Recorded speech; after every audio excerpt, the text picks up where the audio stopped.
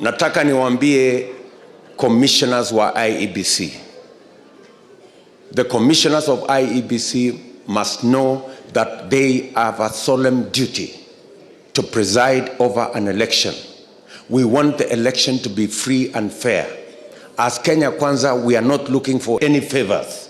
We want a credible, free, democratic election in Kenya. Let the will of the people of Kenya prevail.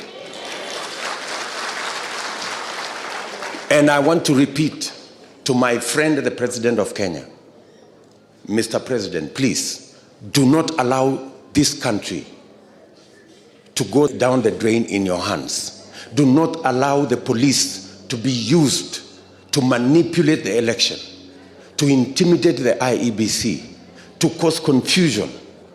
You have a duty as president to ensure that every Kenyan enjoys their constitutional right to vote for whoever they want, and to ensure that there is sufficient security for Iebc and for all Kenyans to exercise their constitutional right and vote for whoever they want on the 9th of August.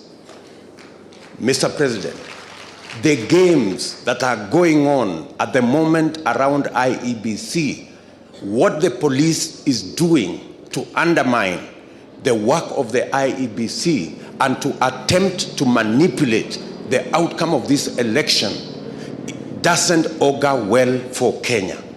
We want a democratic election. We do not want any favors. We want fairness, and we want a democratic election. Tumekubaliana jameni? Hii mambo ya kila wakati Chebukati lazima ikome.